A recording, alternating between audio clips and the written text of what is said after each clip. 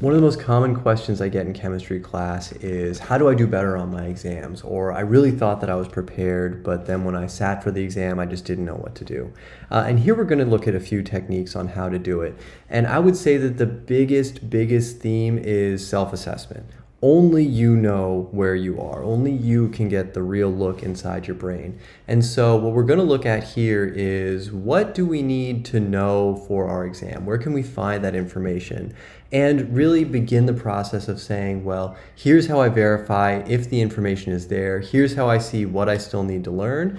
Because if we can identify those things, focus on those individual elements that we still know we need to learn, and then take our test, we really should have a lot fewer surprises. So let's check out the following as relates to this course. All right, here is the study guide for our second exam in Chem 105. And what we're looking at here are all the things that we need to know to do well on the test. And I think that something of this extent is available for pretty much every chemistry class you'll have, right?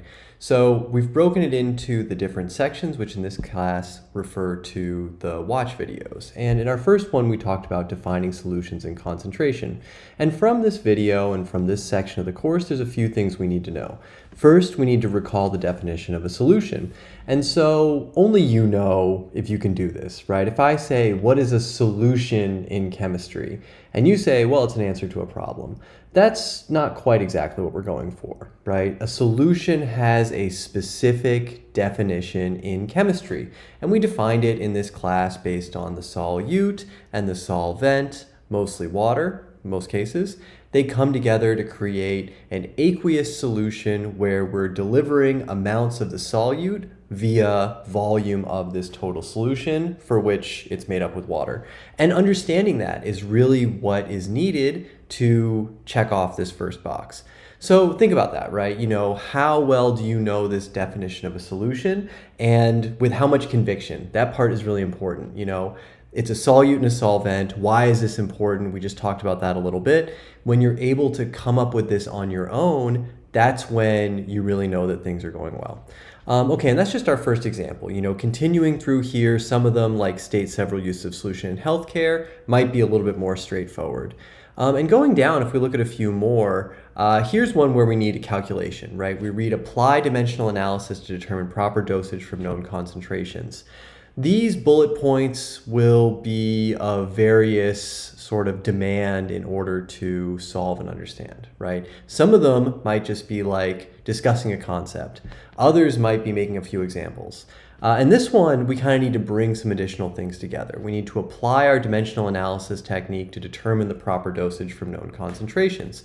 We need to understand a bunch of different units and what they mean. We need to understand how a solution concentration can be used as a conversion factor in dimensional analysis. We need to know how to set up the dimensional analysis technique, and note that some of that is review from previous chapters.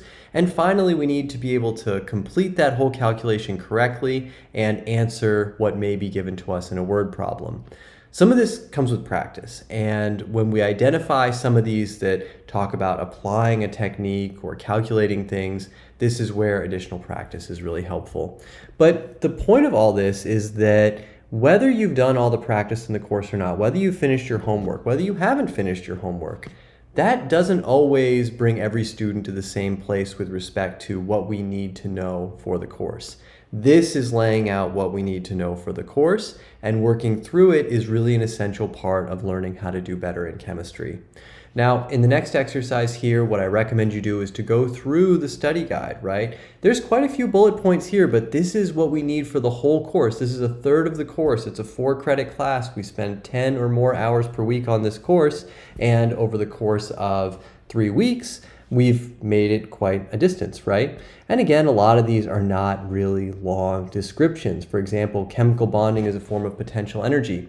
This is a little tricky in its definition, but it is only a one-sentence answer. And if you understand how two atoms form a bond and how breaking that bond and forming another bond is dealing with the energy changes because there is energy associated with these bonds, then you're pretty much good, right? We discuss these in the videos, and if there's a point that you really feel totally lost on, you can revisit the video that it corresponds to, 5.1 in this case. Go through this whole list, the entire study guide, and really identify, which parts you think you're really strong on, which parts you think that you need to work a little bit more on before the exam.